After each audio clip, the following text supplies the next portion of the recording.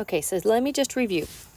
We have 2 regions, 3 regions, 4 regions, 5 regions, and 6 regions. Those are our possibilities. If we have an atom that has 2 bonds, 1, 2, then we know that when those bonding electrons are set up to do the bonding, they're going to arrange themselves so they're far away as apart from each other as possible.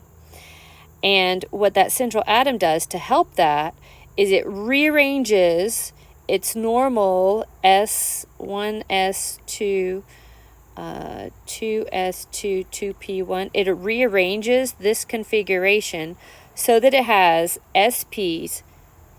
So this counts as one SP, and that's the other SP, and they're just not showing the little tails to those.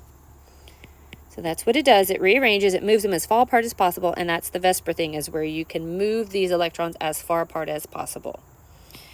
And when it does that, the shape that results is linear, and it has a 180-degree angle. So regardless, as long as there's just 2 electron regions, that's what happens. Doesn't matter who they are, which electrons, they become this shape.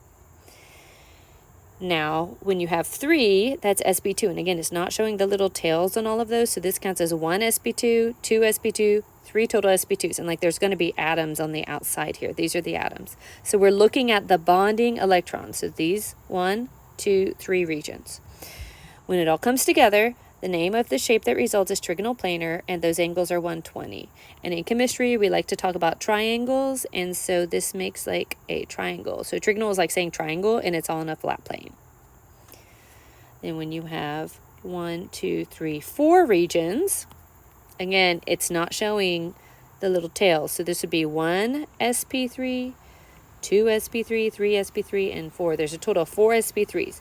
And that central atom comes to the bond with 1 electron in each of the sp3s. So the hybridization is sp3, and the name of that shape is tetrahedral, and that's 109.5. And that's a lot easier to see if you are looking at this 3-dimensionally. I can't really draw it. It like goes down. It makes like a tetrahedral shape.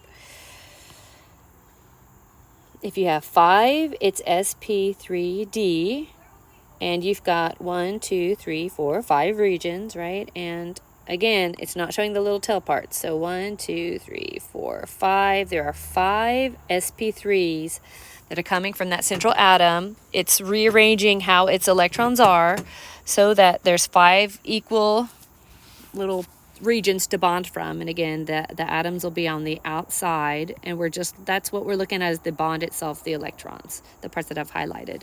And that name is trigonal bipyramidal, and it has 90 and 120, and often we also include 180 in this range of angles. And so we have, it's like a triangle based double pyramid. So there's the one pyramid, and then the other pyramid goes down, and it's got a triangle base because it says trigonal bipyramid, 2 pyramids. And then octahedral is what happened. This is sp3d2, and that's when you have 1, 2, 3, 4, 5, 6 regions. So there are a total of 6 sp3d2s. 1, 2, 3, 4, 5, 6. We are looking at the bonding electrons. This doesn't show that there's atoms on the outside. So like in this case, there would be an F, an F, an F, an F, and an F, and an F. These are all on the outside. And the angles here are 90 and 180. And it makes like this octahedral shape. I don't know why they didn't call it square bipyramidal, but they didn't. But it's basically a square-based double pyramid. And when you look and you count the faces all around, you get 8 faces.